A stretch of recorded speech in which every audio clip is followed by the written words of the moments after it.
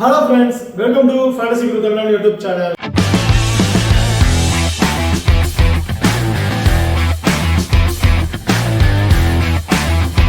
நீங்க நம்ம சேனலை சப்ஸ்கிரைப் பண்ணுங்க, மறக்காம சப்ஸ்கிரைப் பண்ணிக்கங்க.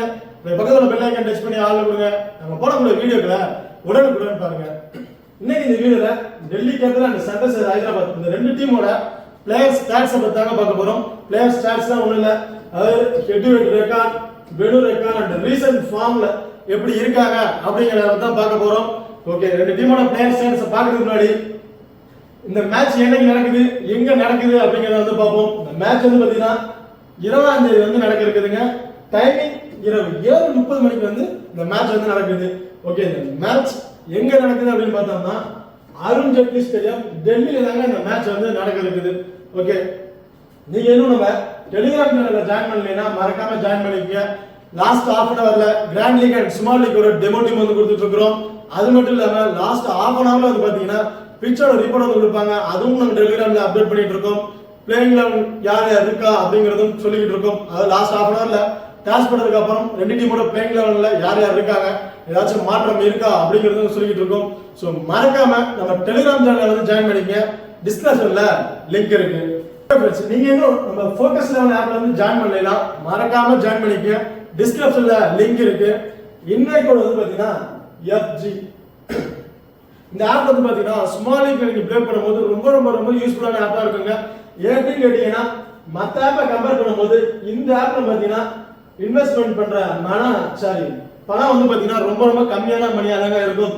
எப்படி பாத்தீங்கன்னா அந்த ஆப்ல வந்து பாத்தீங்கன்னா ஒரு 10,000 ரூபாய் வின்னிங் அமௌண்ட்டுக்கு 5750 ரூபாய் நீங்க பே பண்றீங்கன்னா ஃபோக்கஸ் லெவல்ல பாத்தீங்கன்னா 5448 ரூபாய் மட்டும் கட்டினா போதும். உங்களுக்கு 302 ரூபாய் வந்து பாத்தீங்கன்னா உங்களுக்கு சேவிங்ஸ் ஆகுதுங்க. அது மட்டும் இல்லாம இந்த ஃபோக்கஸ் லெவல் வந்து பாத்தீங்கன்னா 5+1 அப்படிங்கிற ஆப்ஸ் வந்து கொடுத்திருக்காங்க. அப்படியே பேச சொல்லுங்க. 5+1னா ஒரு டீம்ல இருந்து ஒரு 5 பேரும் இன்னொரு டீம்ல இருந்து ஒருத்தரையும் பிக் பண்ணி கேப்டன் அண்ட் வைஸ் கேப்டன் கொடுத்து நீங்க ப்ளே பண்ணலாம்.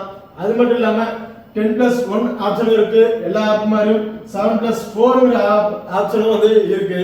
இந்த ஆப்பை பொறுத்த வரைக்கும் ஜிஎஸ்டிங்கிறது ஒண்ணுமே கிடையாதுங்க. நீங்க ஒரு 50,000 ரூபாய் நீங்க இன்வெஸ்ட்மெண்ட் பண்ணி ப்ளே பண்ணாலும் சரி, அந்த மொத்த அமௌண்ட்டும் உங்களோட அமௌண்ட்ல தான் சேரும். அவங்க ஜிஎஸ்டி பிடிக்கிறது அப்படிங்கிறது எந்த ஒரு இதுவுமே கிடையாது. அது மட்டும் இல்லாம இந்த ஆப் வந்து பாத்தீங்கன்னா ஒவ்வொரு மேட்சுக்கும் 10,000 ரூபாய் 15,000 ரூபாய் வந்து கிவ் அவே கொடுத்துட்டு இருக்காங்க. அதுல போய் நீங்க ஃப்ரீயாவே ப்ளே பண்ணி ஒரு பண்ணலாம். ஓகே, அடுத்தது ரெண்டு டீமோட பிளேயிங் லெவல் வந்து பார்க்கலாம். ஃபர்ஸ்ட் டெல்லி கேபிட்டலோட பிளேயிங் லெவல் யார் இருக்காங்கன்னு பார்ப்போம். David Warner, Prithvi Shaw, Jake Fraser, Rishabh Pant, Shai Hope, Tristan Stubbs, Axar Patel, Kuldeep Yadav, Khaleel Ahmed, Ishant Sharma, Mukesh Kumar. இந்த இடத்துல இம்பாக்ட் பிளேயர்லாம் வந்து பாத்தீங்கன்னா லலித் யாதவ் வரதுக்கான வாய்ப்புகள் இருக்குங்க. ஓகேப்பா, அடுத்ததா சன்ரைசர்ஸ் ஹைதராபாத்ல ஒரு பிளேயிங் லெவல் வந்து பார்ப்போம். இதுல வந்து பாத்தீங்கன்னா Abhishek Sharma, Travis Head, Aiden Markram, Klaasen, Nitish Kumar Reddy, Samad Ahmed, Pat Cummins, Bhuvnesh Kumar, Unadkat, பின் நடராஜன். இந்த இடத்துல பாத்தீங்கன்னா இம்பாக்ட் பிளேயரா மார்க்கண்டேயர் வந்து வராருங்க.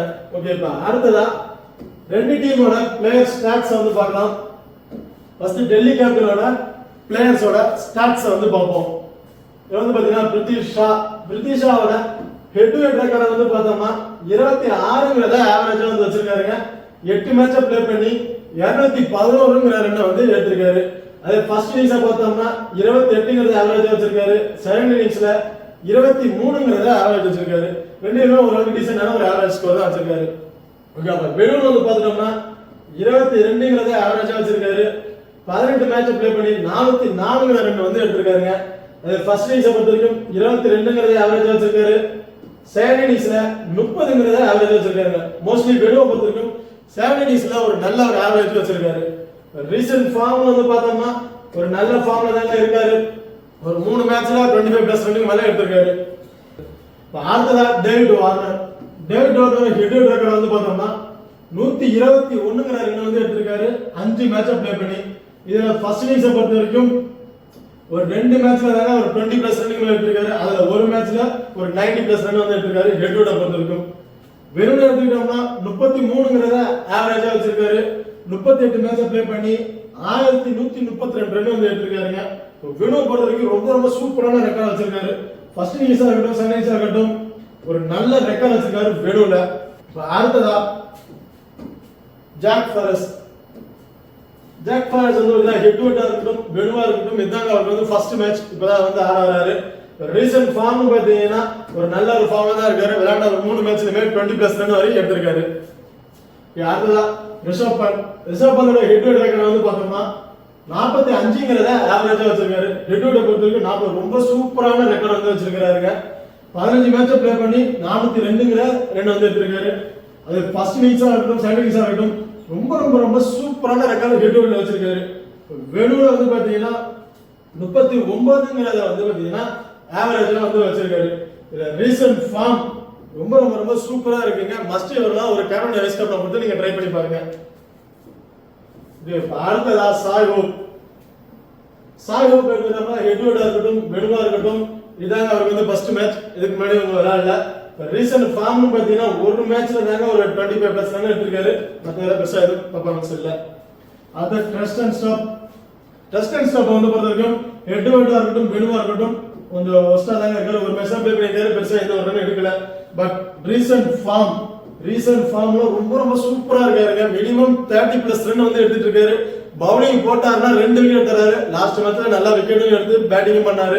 சோ இந்த மேட்ச்ல ஒரு 2 ஓவராச்சும் பவுலிங் கிடைச்சதுன்னா மஸ்ட் அவர் வந்து நீங்க ஒரு விக்கெட் எதிர்பார்க்கலாம். சோ இவரெல்லாம் ஒரு டிஃபரெண்ட் விக்கெட் ட்ரை பண்ணி பாருங்க. ஒரு கேப்டன் வைஸ் கேப்டன் கூட நீங்க ரிஸ்கா ட்ரை பண்ணி பார்க்கலாம். ஓகே, இப்ப அடுத்ததா அக்சர் பட்டேல். அக்சர் பட்டேலோட ஹெட் வெட் ரெக்கார்டை பொறுத்த வரைக்கும் 18 மேட்சை பிளே பண்ணி 197 ரன் வந்து எடுத்திருக்காரு. 16 விக்கெட் வந்து பிளஸ் எடுத்திருக்காருங்க.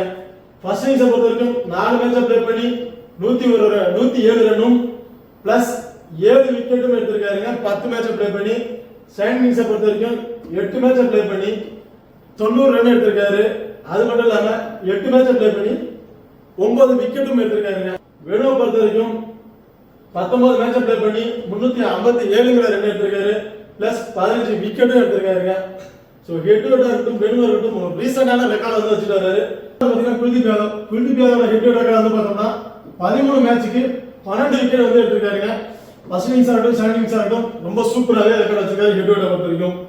வெனுவா வந்து பாத்துட்டீங்கன்னா 11 மேட்சை பிளே பண்ணி 8 விக்கெட் வந்து எடுத்திருக்காரு.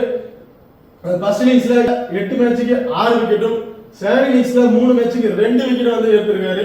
சோ இவரோட ஹெட் வெட்டா இருக்கட்டும், வெனுவா இருக்கட்டும், நல்ல ஒரு ரெக்கார்ட் வச்சிருக்காருங்க. கலீல் அஹ்மத் ஹெட் வெட் ரெக்கார்ட் வந்து பாத்தோம்னா ஒரு மேட்சை பிளே பண்ணி 3 விக்கெட் வந்து எடுத்திருக்காரு. அதுவும் செகண்ட் இன்னிங்ஸ்ல தான் எடுத்திருக்காரு. வெனுவா வந்து பாத்தீங்கன்னா 7 மேட்சை பிளே பண்ணி 4 விக்கெட் வந்து எடுத்திருக்காருங்க. ஃபர்ஸ்ட் இன்னிங்ஸ்ல 4 மேட்சுக்கு 2 விக்கெட்டும், செகண்ட் இன்னிங்ஸ்ல 3 மேட்சுக்கு 2 விக்கெட்டும் எடுத்திருக்காரு. ஓவராலா மேட்சுக்கு ஒரு விக்கெட்டும் ஹெட் வெட்டா இருக்கட்டும், வெனுவா வந்து எடுத்துட்டு இருக்காரு. ரீசன்ட் ஃபார்ம்ல ரொம்ப ரொம்ப ரொம்ப சூப்பரா இருக்காருங்க. மஸ்ட் எல்லா மேட்ச்லயும் ஒரு விக்கெட் எடுத்துட்டு இருக்காரு. மோஸ்ட்லி 2 விக்கெட் வரையும் போறாருங்க. ஓகே, இப்ப அடுத்ததா இஷாந்த் சர்மாவோட ஹெட் வெட் ரெக்கார்டை பொறுத்த வரைக்கும் 8 மேட்சை பிளே பண்ணி 5 விக்கெட் வரைக்கும் எடுத்திருக்காரு. ஃபர்ஸ்ட் இன்னிங்ஸ்ல 5 மேட்சுக்கு 3 விக்கெட்டும், செகண்ட் இன்னிங்ஸ்ல 3 மேட்சுக்கு 2 விக்கெட்டும் வரையும் எடுத்திருக்காருங்க. வெறும் வந்துட்டோம்னா 15 மேட்சுக்கு 16 விக்கெட் வரையும் எடுத்திருக்காரு. இதுல ஃபர்ஸ்ட் இன்னிங்ஸ்ல 9 மேட்சுக்கு 11 விக்கெட்டும், செகண்ட் இன்னிங்ஸ்ல 6 மேட்சுக்கு 5 விக்கெட் எடுத்திருக்காரு. வெறும் பத்திக்கு ரொம்ப ரொம்ப சூப்பரான ரெக்கார்ட் வச்சிருக்காரு. ஓகே, அடுத்ததா முகேஷ் குமாரோட ஹெட் வெட் ரெக்கார்ட் பொறுத்த வரைக்கும் 2 மேட்ச் பிளே பண்ணிருக்காரு. எந்த ஒரு விக்கெட்டும் இல்லைங்க. ஹெட் வெட் வரைக்கும் ஒரு ரெக்கார்டும் இல்ல. வெறும் வந்து எடுத்துட்டீங்கன்னா 7 மேட்ச் பிளே பண்ணி 6 விக்கெட் எடுத்திருக்காரு. ஃபர்ஸ்ட் இன்னிங்ஸ்ல 5 மேட்சுக்கு 4 விக்கெட்டும், செகண்ட் இன்னிங்ஸ்ல 2 மேட்சுக்கு 2 விக்கெட் எடுத்திருக்காங்க. சோ மோஸ்ட்லி வெறும்ல மேட்சுக்கு ஒரு விக்கெட் மஸ்ட் எடுத்துறாரு. ரீசன்ட் ஃபார்ம் ரொம்ப ரொம்ப ரொம்ப சூப்பரான ஃபார்முங்க. மேட்சுக்கு 3 விக்கெட் அல்லது 2 விக்கெட் எடுத்துட்டு இருக்காரு. மஸ்ட் ஒரு விக்கெட் எடுத்துறாருங்க. அதிகபட்சம் 3 விக்கெட் வரையும் அவர் எடுத்துட்டு இருக்காரு. ஓகேப்பா, சன்ரைசர்ஸோட பிளேயர் ஸ்டாட்ஸ் வந்து பாப்போம். இதுல வந்து பாத்தீங்கன்னா அபிஷேக் சர்மா வந்து பாத்தீங்கன்னா ஹெட் வெட் ரெக்கார்ட்ல 6 மேட்ச் ப்ளே பண்ணி 89 ரன் வந்து எடுத்திருக்காரு. சோ ஃபர்ஸ்ட் இன்னிங்ஸ்ல ஒரு 67 ரன் வந்து ரெக்கார்ட் வந்து வச்சிருக்காருங்க. சோ செகண்ட் இன்னிங்ஸ் பொறுத்த வரைக்கும் பெருசா ஒண்ணும் இல்ல. வெறும் எடுத்துக்கிட்டோம்னா 4 மேட்ச் ப்ளே பண்ணி 130 ரன் வந்து எடுத்திருக்காரு. இந்த வெறும் ஃபர்ஸ்ட் இன்னிங்ஸ்ல தாங்க 2 மேட்ச்ல 45+ ரன் மேல எடுத்திருக்காரு. சோ ரீசன்ட் ஃபார்ம் ஓரளவுக்கு நல்லா இருக்குங்க. மினிமம் மேட்ச்ல 25+ ரன் மேல எடுத்துறாரு. இப்போ அடுத்ததா டிராவிஸ் டிராவிஸோட ஹெட் டு ஹெட் ஆகட்டும் வெனுவா இருக்கட்டும் பெருசா சொல்லிக்கிற மாதிரி ஒண்ணும் இல்லைங்க. பட் ரீசன்ட் ஃபார்ம் வேற லெவல் தாங்க சொல்லணும். மஸ்ட் மேட்ச்க்கு 30+ ரன்னுக்கு மேல தான் எடுத்துட்டு இருக்காரு. சோ ரொம்ப ரொம்ப ரொம்ப சூப்பரான ரெக்கார்ட் வச்சிருக்காரு.